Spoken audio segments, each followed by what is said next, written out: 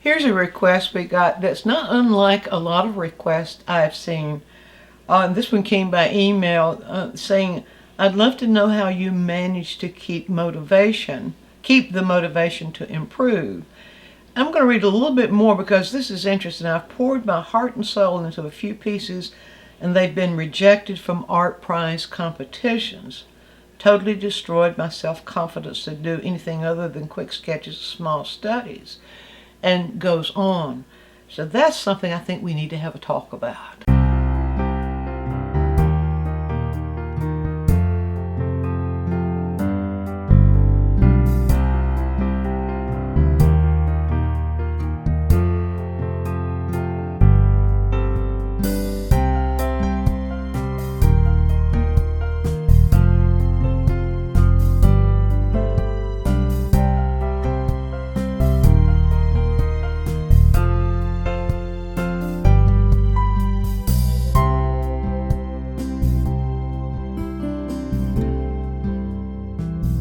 You know, there's nothing more of a downer than feeling rejected.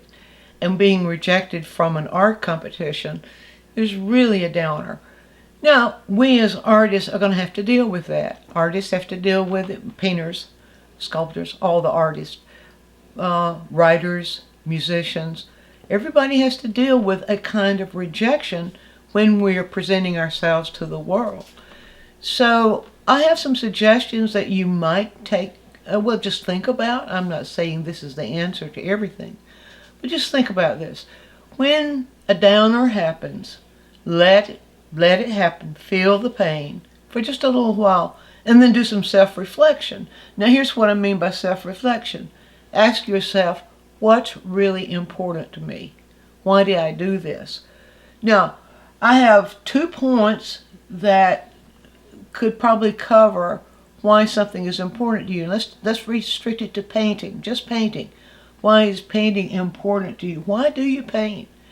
If it's because you want the admiration and the acceptance from others, you need to give that some thought. Now that would include, are you painting because you want to make a big splash in the world? Are you painting because you want to sell your work to make money? Are you painting anything that requires others approving of your work or admiring what you do? I don't have any answers for that one except to say that's going to take you down a blind alley. It's going to be very, very painful. But painting should not be painful. If your answer is deep down inside, you're painting because of the joy in doing it, because you enjoy it, because it gives you new life, or it gives you a feeling of discovery, of whatever that is, whatever is involved in giving you joy, that's the reason. If you're not enjoying it, then perhaps we need to reconsider, is this what you really want to do? Perhaps your creative outlet is somewhere else. So there's where I would start, where I have started in my life. I've been rejected many times for competitions, but it's always a matter of not making that your identity. Don't identify yourself by the rejection.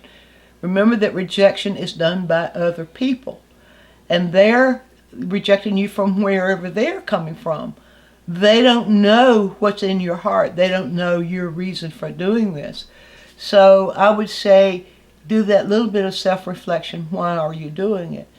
Now, if your answer to yourself is because I enjoy it, I love it for whatever reason, then there are other things to consider then to give yourself a little cushioning. And these are the things that this person listed that I didn't continue to read, but this person listed the things that she's having, or she or he is having trouble with as a result of being rejected from so many art contests.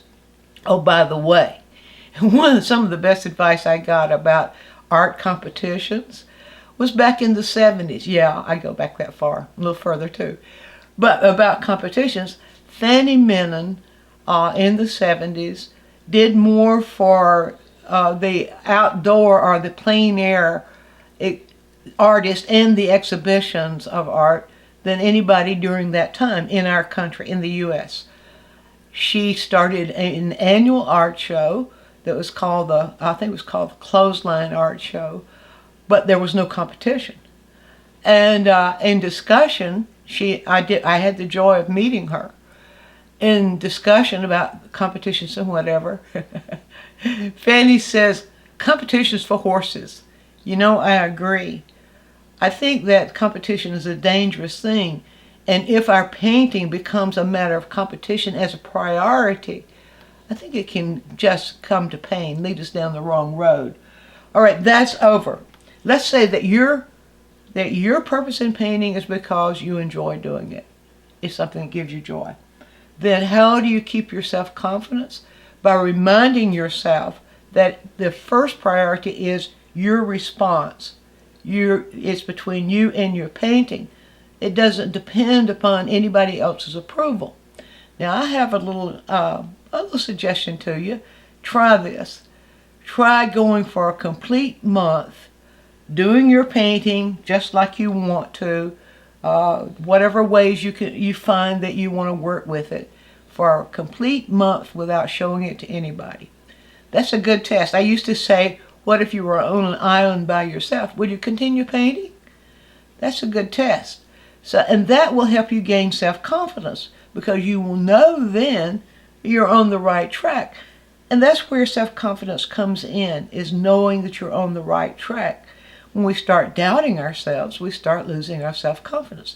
So I suggest that as perhaps a method for gaining your self-confidence and not feeling that feel of rejection. The other thing, this person said how could she get her name out there and still stay motivated? She wants to get her name out there. Yeah, that one will take you down the wrong road too. That's the kind of thing you can't worry about. Now, once you go through your month painting on an island to yourself, you're not sharing with anybody, perhaps you want to just take one of the paintings you've already done. Don't do it for this purpose. Take one of the paintings you've already done that you feel good about. Just share it on Facebook with your friends. No competition, no explanation. Don't try to push yourself on anybody. Just share. Here's what I did on my island. And just let that be your way of sharing with other people what you do. And then you might take one step further. There's a wonderful little website called Daily Paintworks, where artists of all levels, emerging artists as well as professional artists, are welcome to join. It has a monthly fee, but you can join there, and you can have a page of your own where you share. And yes, you can put prices and sell your work there. But there's no competition there. It's an opportunity. But what I'm saying here is take tiny steps and share your work as a result of having done it, what you've already done, but not doing it with the purpose of trying to get yourself out there. So we have to watch our intentions. Why are we doing this? If you're just doing a painting to put in a contest, wrong road. It's going to block you. You're taking lots of risk there. But if you put a painting in a contest, as a result, you've already done that painting, you feel is successful, and you want to see how does it measure up in these judges' eyes. Keep that in mind, individuals. How will my work measure up against other people? If you want to take that risk, then don't do the painting just for that, because then your intention changes. It's going to be fake. It's not going to be who you really are. Then the other thing, and that has to do with this person's concern about the rejection from the shows and awards. If you make that a priority, if you want to be the fastest gun in the West, that can lead you down a blind alley. Entering shows and getting awards are a result of what you've done. Motivation or your intention should never be for that purpose, because then it's a blind end. And so, can you see the logic in that? As long as you're following your own love for painting, as long as you're responding to things that get your attention, things that excite you, whatever they are, the visual world out there, as long as your intention is pursuing the discovery of the world out there and applying, in increasing your techniques, improving your techniques, improving your knowledge and how composition works, how composing a painting works, always bettering. That's how you better yourself and keep yourself going. But it is that sort of thing where you are painting because you enjoy it and because you're exploring a world that really gets your attention, really interests you. That will keep you motivated. But when your intention gets somewhere else, you may lose that motivation because you may find it's a blind end. So that's the staying motivated. You will stay motivated when you're excited. We don't lose our motivation when we're excited. So if you just can't wait from one painting to the other to discover possibilities and things, that it could be a single subject where you're doing a series of paintings from a single topic, or it could be just something that caught your attention and you want to explore it, you want to discover its visual potential and your expression of it. As long as you stay excited, you will stay motivated. Be sure and view all of our quick tips. And while you're doing so, subscribe to the channel, click on the bell so you'll always get a notice when we produce a new quick tip, which is every week. And if you have a question, leave it in the comments section and we'll make a quick tip for you. Also, take a trip over to DianeMize.com where I have full-length lessons, downloads, DVDs, lots of other stuff there, some free stuff for you. And while you're there, you can subscribe to the newsletter, and that way you'll always be informed every time we do something new.